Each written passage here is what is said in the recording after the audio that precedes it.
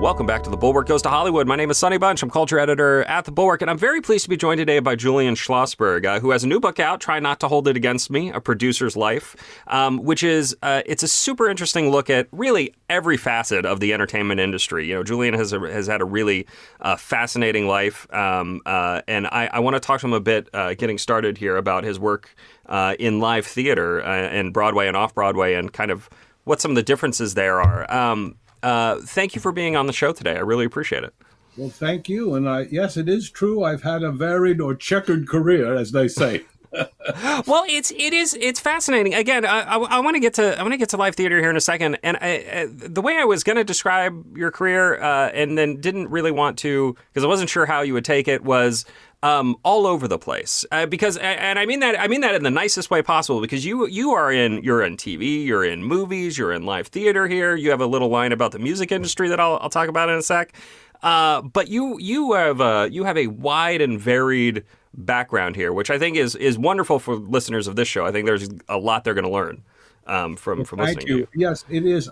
You know, I really thought at the beginning, I don't have a law degree, I don't have a medical degree, I don't have a dental degree. I have a college degree, but that's not really enough for the entertainment business, that's for sure. So I thought the best thing to do was to learn everything I could, to study and learn all aspects of the entertainment business. I didn't do that with the idea that I go into all of the aspects of the entertainment business, but I ended up doing that because I thought knowledge is power. And if you really learn a lot about your craft or what you're trying to do, perhaps it will pay off. And I think in a way it did. But, you know, as we both know, Sonny, you got to work hard if you're going to make it in any business, but certainly the entertainment business. Yeah, that's for sure. So let's talk about theater. There's a line in your book that goes like this, quote, "There's a famous saying about producing in theater. You can't make a living, but you can make a killing. It's true. It's like wildcatting for oil. When you hit one, it's a gusher, but you don't hit often," end quote. And I really find this interesting because, again, I don't know much about the financial aspects of live theaters, particularly Broadway and the money there. I know the very basics that if you have a big hit musical, something like The Lion King, you can make $1 billion. And otherwise it's almost hard to get out without losing your shirt. What could you? All right. So from your perspective as a longtime producer on Broadway, on off Broadway, even off Broadway, I think you've done some shows. How does that? How does the financing and money making aspect of theater work? Well, it's a question that we could go on for hours about it. And as you know, Sonny, you see when you watch a film or you go to the theater, you see 18 or 22 producers. What the hell? You know, you need one good producer, maybe two. You know, if it's a musical, you need a couple. Because it's an arduous job. I mean, you have to look for the property. You have to find the director. You want to work with the writer and the director. You have to cast. And then you have to get involved yourself really with the advertising, the marketing, the publicity. And on top of it, the hardest part for me is what I call the tin cup. That is going around raising the money, which is clearly, from my point of view, something I can't stand doing it. I'm able to do it, but I'm never happy doing it. Now, back to your question, which I remember when I was much younger, and that was about the financing. Well, you hire a general manager who makes a budget for you, and he budgeted it based on the script that he has been given. Of course, as we both know, that script can change, but at least you start out with a blueprint, and that blueprint says, okay, you have to raise X amount of money. Then the job is to try to find the way to do that, and at the same time, hope that you can get a theater. And if you can get, you have to try to also be able to find that director that you need, because unless you're going to direct it yourself, and very few producers direct. Hal Prince was one who could do both, but most of the time you can't. You go out and you raise the money, and if you're doing a musical, you have to sign stars for a year. That's really hard in today's market. And the reason you have to is that musicals on Broadway cost between and I'm just talking average, 14 to 15 million dollars. Now think about that. If you're making, let's say, 300,000 profit a week, which was a lot of money, you're just about going to break even if you can do that. So you have to keep those people for a year. And if you can do that, then you have a shot at least of coming out. What also helps in theater is the touring. Again, a musical. Musicals tour, straight plays rarely do. It's very sad because when I started, we could send out a road company of a straight play. And certainly Neil Simon's always could because his was such huge hits. But by and large, you cannot.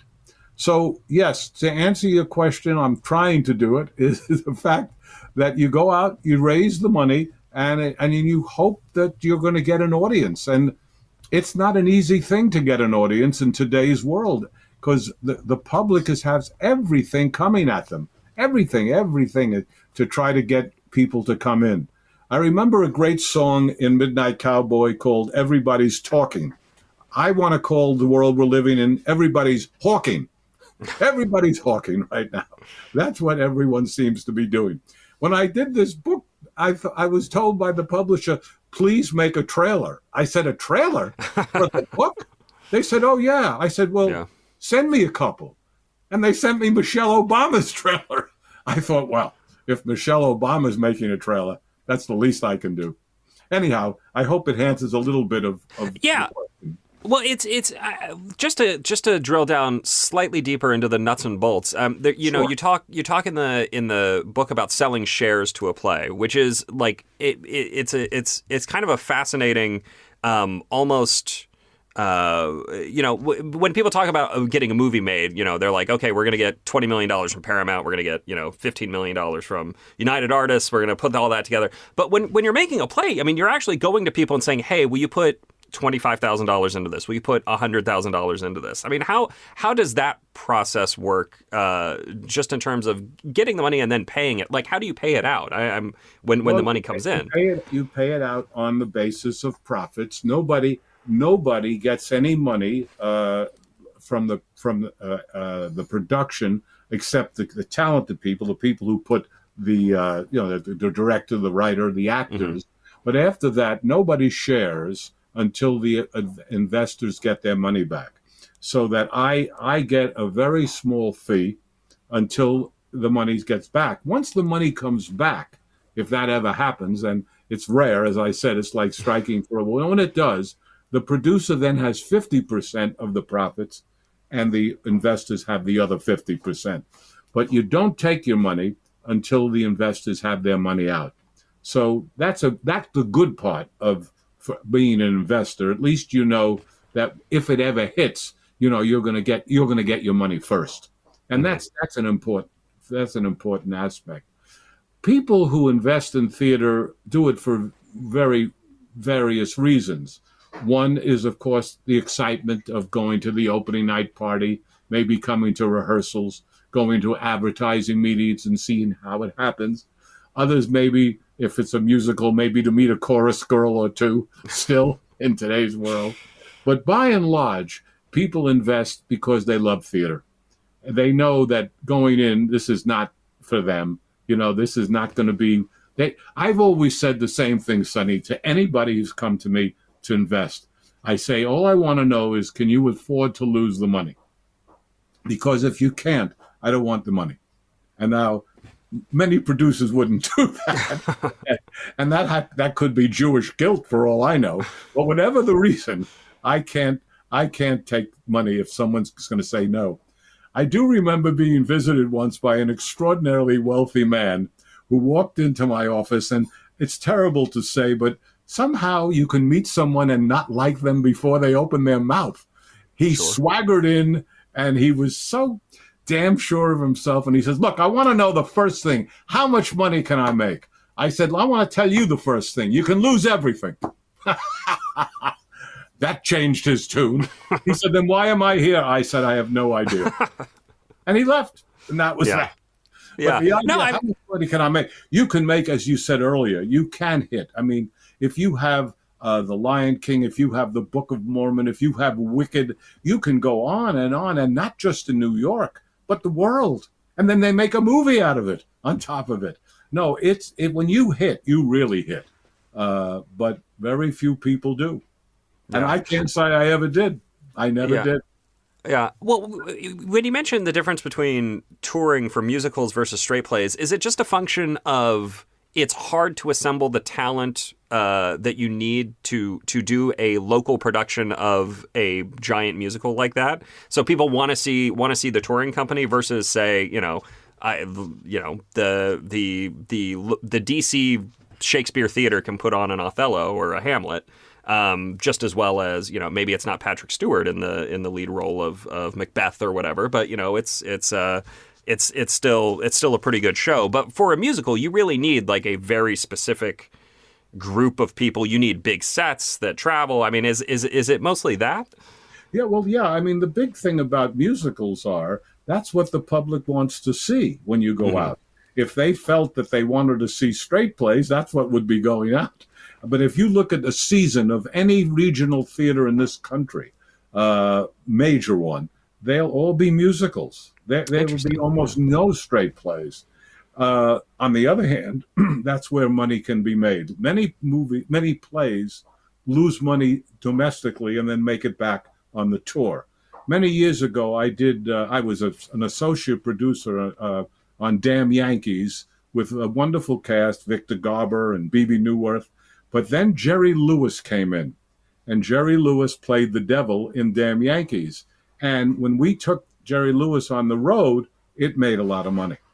Didn't make any money in New York because, in New York, you're playing against 50, 60 theaters. On the road, maybe there's 4 or 5. I ask you in Dallas, for example, it's probably a handful. That's all. Yeah. But, so the competition is unbelievable in New York. But when you get on the road, if you have a title that the public knows, they're going to come see it.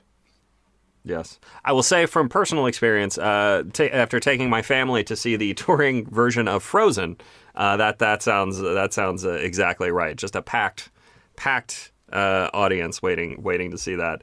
All right. So, no, go ahead. I just want to one more question about the theater.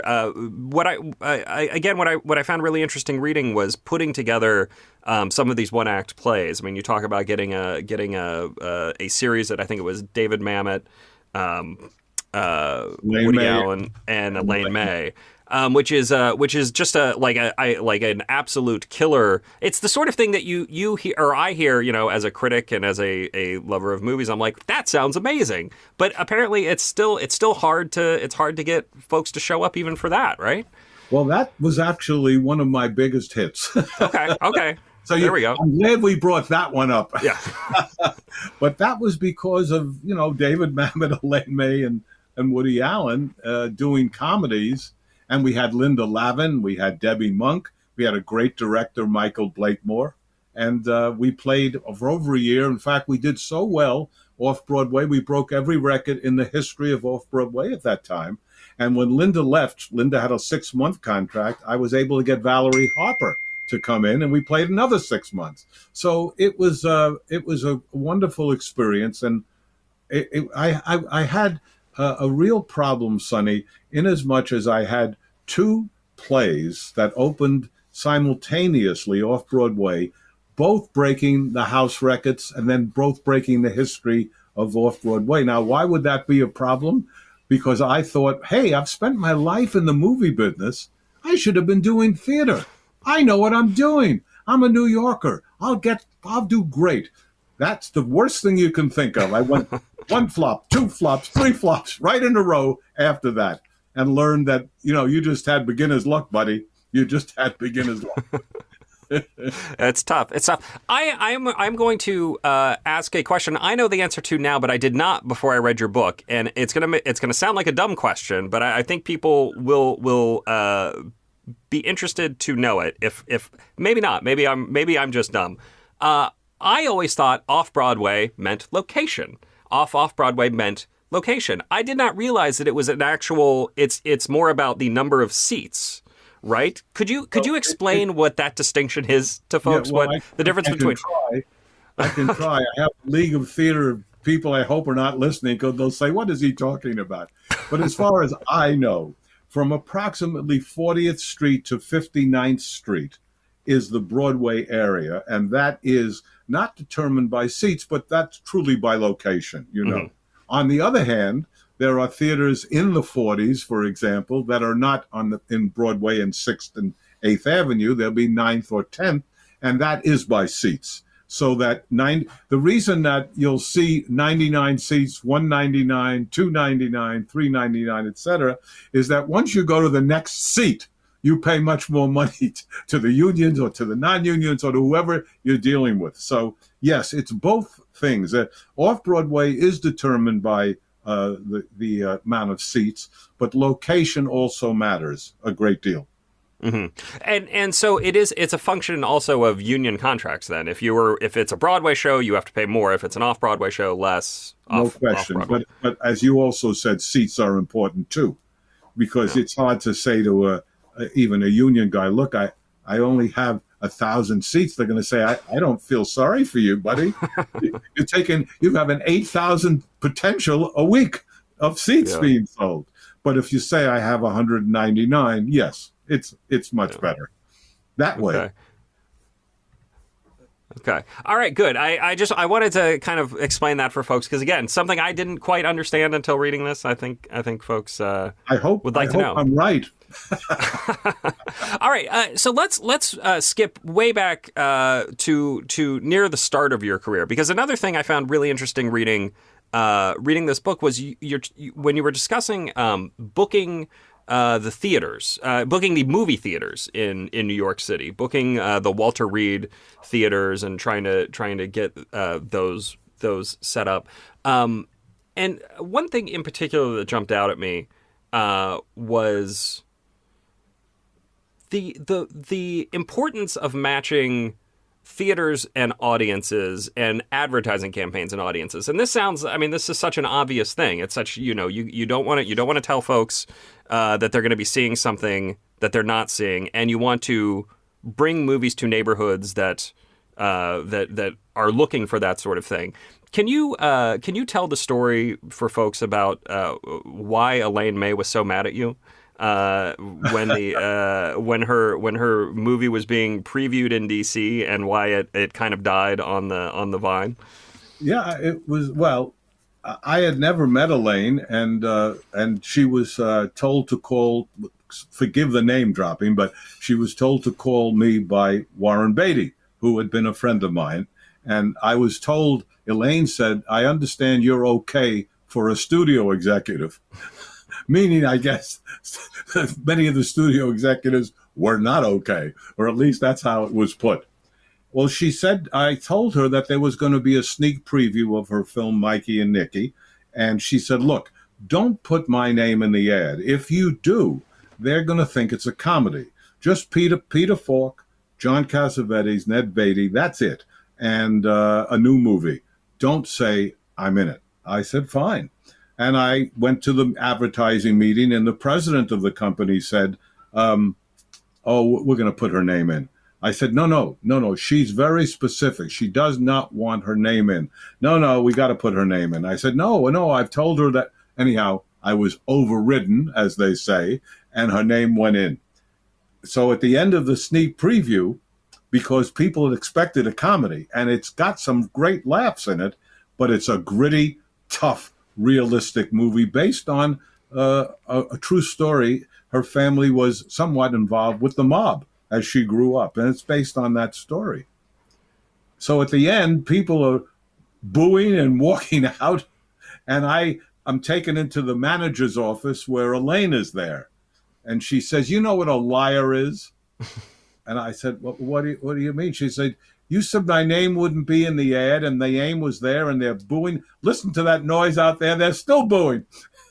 And the president, give him this. He said, I overruled him. And as Elaine wrote in her foreword to the book, because she's become my closest friend, she wrote in the book, she was overruled by the man in charge of vice presidents. Anyhow, There's I may just finish quickly. yes, yes. I was really upset because I had a great love for her talent and a great admiration for her as a human being. And I went to her and I said, "Look, let's go out to all the theaters that should be frost plugging the movie and make sure they're doing it." And she said, "Okay."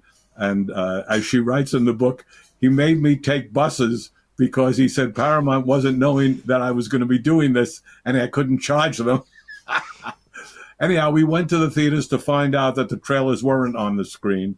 I made sure they were on the screen, and I took over the movie. And eventually, Peter Falk, Elaine, and I got the movie back from Paramount, and I've been distributing it ever since. And I've represented Elaine, and I've produced every one of her plays since, and we became very close friends. So it was a terrible beginning. I was one of the most depressed people in the city until I was able to make it up to her. Yeah, it does have a happy ending. Again, you have done work with her ever since, and thank goodness for that. I want to leap back just a hair to talk about the Warren Beatty story, because this is another one that's very interesting to me. You know, everybody kind of knows the story of Bonnie and Clyde, right? Bonnie and Clyde comes out, it dies initially. Pauline Kael champions it. It shows up back in theaters. It's a huge hit, huge zeitgeist-changing film for really all of Hollywood. I did not realize that there was a similar story with McCabe and Miss Miller. Yes, it was.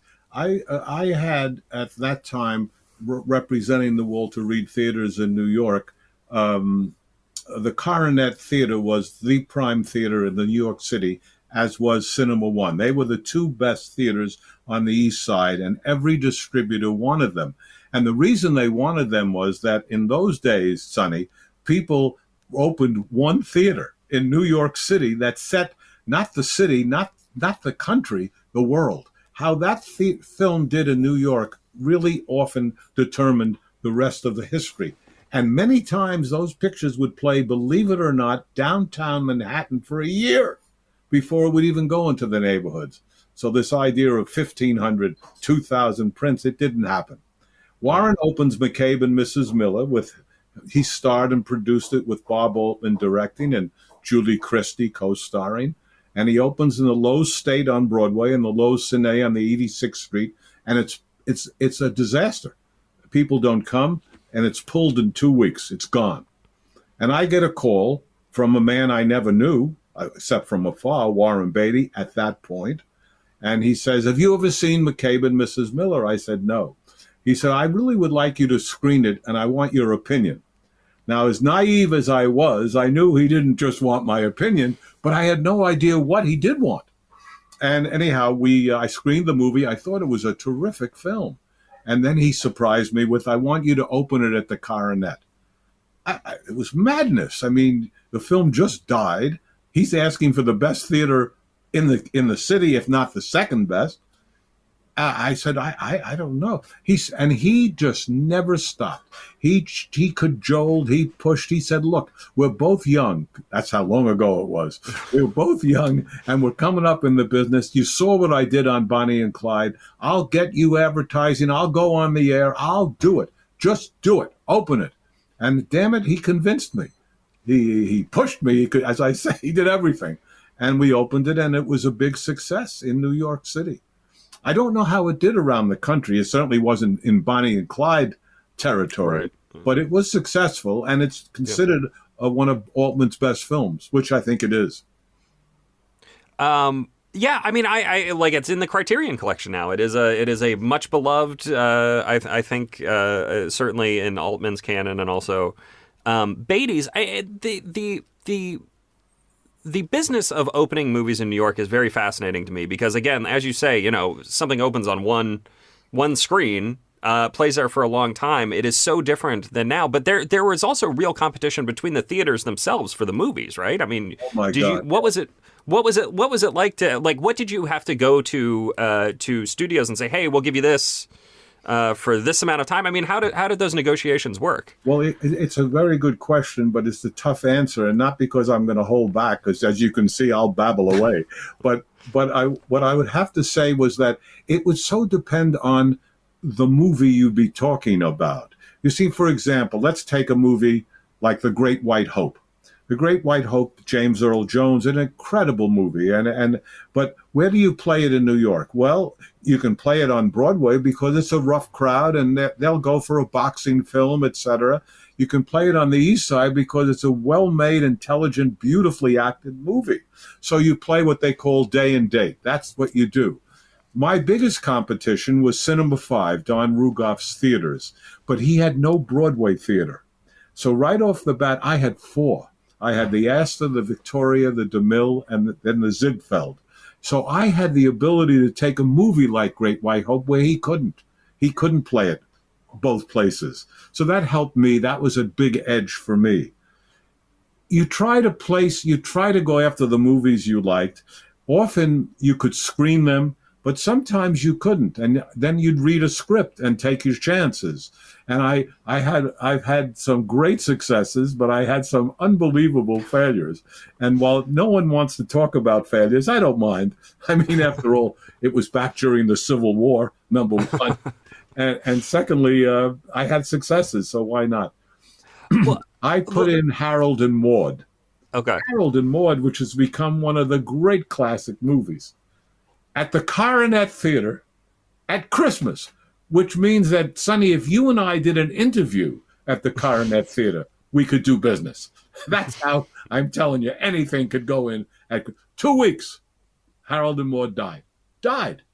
And it died around the country until a guy in St. Louis played it 30 weeks, 40 weeks, and then somebody, I think, in Boston. And all of a sudden, this film that had been a total disaster became this giant success. So at least I could say, hey, I saw it. Why didn't you, you know? Another film was Where's Papa? Where's Papa was a wild movie, crazy film. George Siegel and Trish Vanderveer and Ruth Gordon, and directed by, oh, come on, Julian, you can do it. Directed by, well, I'm sorry, the director, Carl Reiner. Carl Reiner. Okay. There we go. And the same thing. It went in the Coronet, played a couple of weeks, was taken out, but became a cult film. So the answer to your question, I think I'm trying to, it would often depend on the movie, how much you liked it, or the script, and also the availability of your theaters. You know, I was playing Midnight Cowboy for a year at the Coronet, so I couldn't give the Coronet away if I wanted to without pulling a movie, which I didn't want to do. So it would be what theaters, and also producers and directors had favorite theaters. They would say, oh, I don't want this. I want the Sutton Theater, or I want the Fine Arts Theater. And then you'd have to, if you had that theater, you'd try to find a way for them to get it. There were so many different permutations and variations that it would be impossible to say how it was done, except that you hoped that you had enough contacts that they wanted your theaters. And the other thing I tried to do was to say, because you see, Walter Reed had a chain. It wasn't just New York. And we were in Seattle, Portland, San Francisco. We were in Los Angeles, Dayton, Chicago. So we were all over the country. Atlanta, Washington, D.C. had the Town and the Capitol Hill, two theaters you know about. And so often I would try to say, well, look, I need a picture at the Capitol Hill. If you want this, you got to help me. Well, I'm not sure we can do that. I said, well, I'm not sure I can do it. And somehow either it happened or it didn't. So it was a lot of jiving and handling and going around and trying to make deals. But I really did love it. I think it was one of my happiest times. I was only 27 years old when I had this job. So I was called by Variety the youngest film buyer in the history of a theater chain. So it was an exciting time. And the great thing is, people used to say to me, it never went to your head. How come? I said, because it was the theaters. They didn't want me. They didn't care who the hell was booking. They wanted the theater. I never confused it. Never got confused by it. Yeah, it's a really interesting look at the business, if you're fascinated by again any aspect of the film industry or the entertainment industry, TV, radio, we haven't even talked about your radio show yet. You know, I do a 1 hour show once a week on the business of Hollywood. You were doing 4 hours. 4 hours on it. Yeah.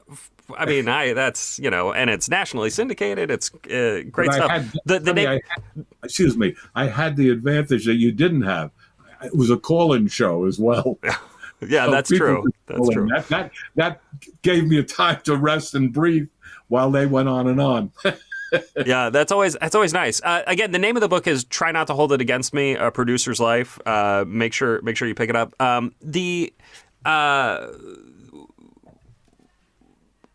There's so many things I want to ask you. Here's just a very basic one. I mean, you were you write about your friendship with George C. Scott, who is one of the one of the great actors of all time, one of my favorite actors. I love Patton and I love Dr. Strangelove and everything else. And there's an interesting moment in your book where you asked him what his favorite role was, and I was surprised by the answer because I had always heard that this particular picture that you'll tell us here in a sec was one of his least favorite acting experiences. It was very surprising to me. I was sure I knew the answer, Sonny. The answer was going to be Patton, of course. I mean, he won even though he said, "I don't nominate me, I'm not going to do it. Don't let me win, I'm not going to take it," and he didn't take it. So, but he loved working with Schaffner. And they even did Islands in the Stream after that, you know. He loved working with Schaffner. And so I was sure he'd say Patton.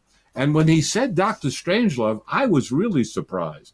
But I think as I thought about it, he really didn't have any comic ability in movies. He did on stage, but he hadn't had any success. And he loved comedy. He really enjoyed doing comedy. And so I think that was part of it. I remember him telling me that he said to Kubrick, "You know, I'm going a little bit over the top here. I don't really want to do that." And Kubrick said, "Well, do one take that way." You know, the usual, how the actor gets sucked in. They do 6 more takes, but the director knew what he wanted. He wanted that one take with over the top. So George, at that point, I don't think was that thrilled about that particular moment. But as the picture became so big, and I think comedy, because he was brilliant in Plaza Suite. I mean, he was just great on stage in Plaza Suite, and I think he loved comedy. He also directed comedies. I remember him directing a Noel Coward piece on Broadway. So I think that's probably why. Everyone knew he was a great dramatic actor, but I don't think they knew how good he was in comedy. Yeah. Yeah, it really is. Again, it's wonderful. You know, it's always interesting to hear people talk about when they were wrong, and I don't want to pick on.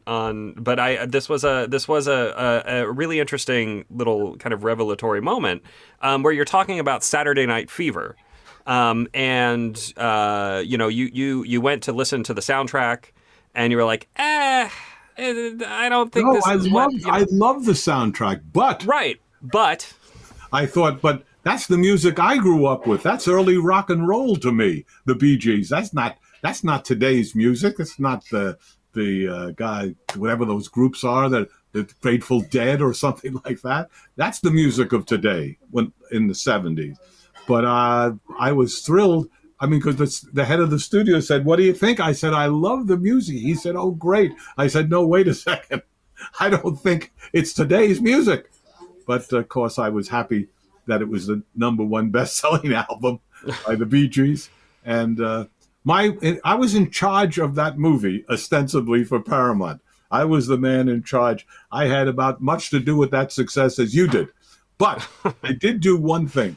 I went to John Badham after a couple of scenes, and I said, "John, we've got to get this film on television. You've got to give me some coverage with this language. This language is really the streets. We got to have some coverage," which meant that instead of saying really X-rated words, you just said regular words like stinking, crap. You could get away with that. Of course, there was at that time, no pay TV, no basic cable. There was just free TV, and they they were and still are under very strict FCC rules about language. You'd think by now they'd let it go because everyone's watching whatever they want on on streaming or free Yeah. TV, or I mean not Yeah. free TV or basic cable. So every once in a while, Yeah. 81 years shows up in my brain. Well, it's interesting. Your whole the whole section on Paramount and kind of your work with the studio is interesting because it's clearly the section of the book where you feel the most frustrated by what's happening. Yeah. Talk a little bit about your annoyance at the inability to get things done, which again was very different there than in theater or your radio show or elsewhere. Well, you see, as I had mentioned earlier, I was coming from Walter Reed, where I had a fair amount of power, and I was the person who made the final decisions. When I went to, even though I was a vice president, and even though I was told you're the third highest paid person in the studio, I couldn't say yes. I had all I could say was no, and I'll get back to you. Those were my two things. So I was terribly frustrated because I wanted the ability to green light, as I said, just one movie. I don't have to have more than that. Just give me one movie that's mine that I can do, and I was refused. So that was extremely frustrating, and I went in to a man I respected greatly, Barry Diller, and I said, Barry, I want to resign. And he said, what are you talking about? I said, well, I'm diametrically opposed to everything you're doing here. And he said, diametrically? I understand, maybe opposed. And we both laughed. But he wouldn't let me out of, I had a 2-year contract and he wouldn't let me out of my contract. So I had to stay for the extra year and did my best to, try to come up with other ideas so that when I left, because I knew I was not going to renew. Well, Barry, once again, being, I think, a pretty smart character, and for whatever the reason, didn't want me to go. He said, let me make you an offer. What do you want to do? I said, I want to produce movies. He said, well, you'll produce them here. I said, great. That's great. That's what I want. So a contract came in, and I would say, if I'm kind, it was onerous.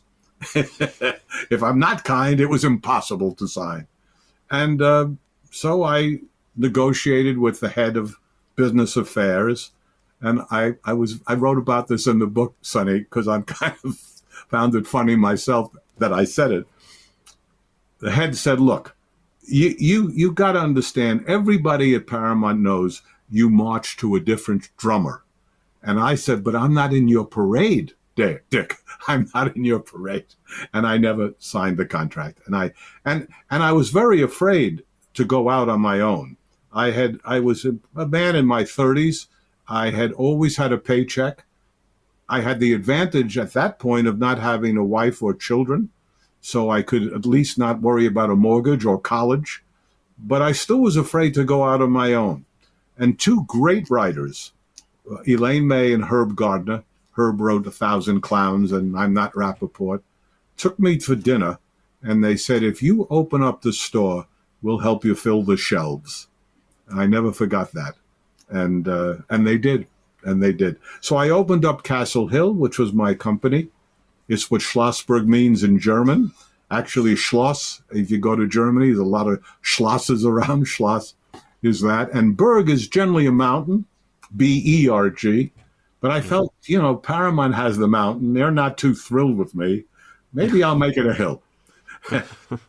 And that's how Castle Hill came to pass. So... one last thing I wanted to bring up here. Toward the end of the book, you talk about a project that you have been working on for a long time that hasn't been published yet, hasn't quite been fulfilled. It's this interview project. Why don't you tell folks what you're working on? Maybe we can get some interest. Get someone, get someone out there to be like, this is the thing we need on CNN or Netflix or whatever. That's what would be lovely. The show is called Witnesses to the 20th Century, and I was able, and it still shocks me, to get 140 of the most extraordinary people who lived a long life during the 20th century. Even though I met Miley Cyrus, she was not interviewed. You had to be around a long time. And I was able to get President George H.W. Bush, who, by the way, was the most gracious man you'd ever want to meet, and Sandra Day O'Connor, and Clint Eastwood, and Bishop Tutu. I mean, it's an incredible group of people talking about the major events of the 20th century, what they were, and how they affected them, and how, in many cases, they caused or were involved with the major events. So it's a wonderful idea. I do say so myself. And fortunately, my dear friend Elaine May is writing it.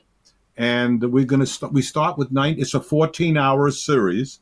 We start at 1900 and go to 1999. I have 7 secretaries of state. I have all of them in pretty much that were alive at the time. Right up to Alexander Haig and George Shultz and Kissinger and Madeleine Albright. It's really quite interesting how they saw the 20th century through their eyes and where they came from. What's interesting to me, Sonny, when I do an interview is often where the person came from. I know why they're successful, or I know they are successful because they're on my show. But where did they come from? What was their background? And what did they plan? Did they plan this? And here was one of the most interesting things for me. Nobody that I met that was really successful, not one person admitted to saying, I planned it. Not one. Now, whether that's true or not, I don't know. But I think it was. I really do. And when you get certain people saying things to you that you just can't believe, Gore Vidal said, remember, he said there wasn't one commander of World War II that was in favor of dropping the atomic bomb. What? I couldn't believe it. He said, look it up. He said Eisenhower in the Europe, Nimitz in the Pacific were against it. I mean, shocking to me. So there was a lot of things that came out. I mean, President Bush, George H.W. Bush Sr., said that, sometimes caught between the years between Reagan and Clinton, I sometimes find it hard to believe I was president. I thought, wow, what an interesting thing to say. He duplicated I went to his office in Houston. He duplicated the Oval Office. I was looking for Martin Sheen. I mean, I couldn't believe that I was walking into the Oval Office, even though it was not the Oval Office. But he was so terrific. At the end of the interview, I said, President Bush, would you consider imitating Dana Carvey, imitating you? He said, don't ask me. I wouldn't do it. And he actually imitated it. A wonderful, wonderful man. And I was very grateful for the time he gave me. But so many of the people were so forthcoming. And I think it was because I had no time limit. Some people stayed 2-3 hours. Other people called and said, listen, I didn't cover some things. Can I come back and talk to you?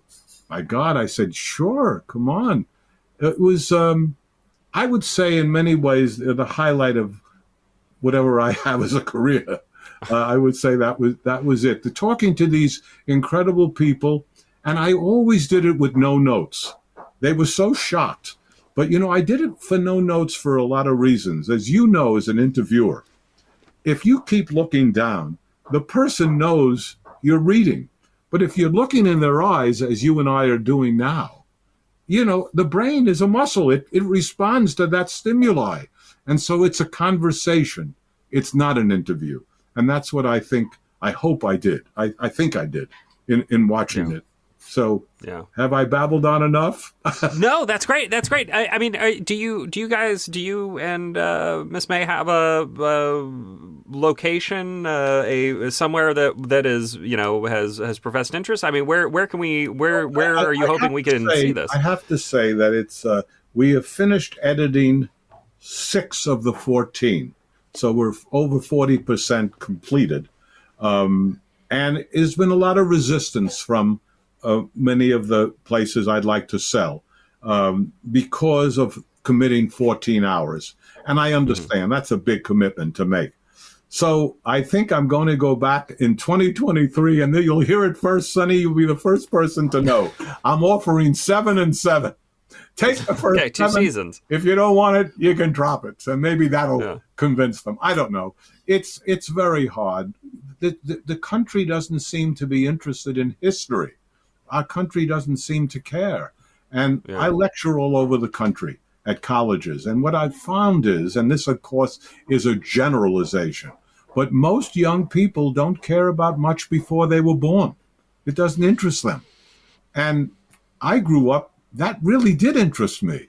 I was interested in what happened. Even in film, I wanted to know more about Rudolph Valentino or D.W. Griffith. I wanted to know more. But our country has a problem with history, period. Or else we couldn't make the same mistakes as we keep making over and over and over. So I'm hoping that while I want to entertain on this show, I'm going to educate, I hope. And people maybe from this show will learn something that they don't seem to know, which is the history of our country. No. I always like to close these interviews by asking if there's anything I should have asked. If you think there's folks should know about your career, your book, anything, business of Hollywood or Broadway or whatever in general, what should I have asked that I failed to? You didn't ask me to come back. Ask me to we'll come get you back. You'll get me. I could easily do another 45 minutes here. Again, the book, the name of the book is "Try Not to Hold It Against Me: A Producer's Life" by Julian Schlossberg. You gotta pick it up. You can forward by Elaine May. You can pick it up at Amazon and everywhere else books are sold. It is well worth your time if you want a very interesting look over a very broad and diverse cross section of the entertainment industry. It's really kind of a journey through the second half of the 20th century of entertainment. So it's very, very much worth your time if you are looking for something to read. Well, I thank you for that, and I wish we had talked about Othello and Orson Welles, but maybe one other time. We could do that. We'll do that on another show. We'll get All you right. back on and talk about that. Thank you. Thank you for being on the show, Mr. Schlossberg. Really appreciate it. My name is Sonny Bunch. I'm culture editor at The Bulwark, and I'll be back next week with another episode. We'll see you guys then.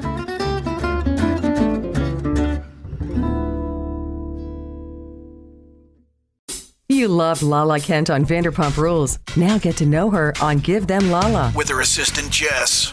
LA, it can become suffocating. Did something happen where you felt like I have to get out of here, or do you just think it just happens sometimes? I think it just happens, but also just everything going on in my personal life. Like, I want to get on this mic and be like, this is what I've been dealing with for 14 months. Give Them Lala wherever you listen.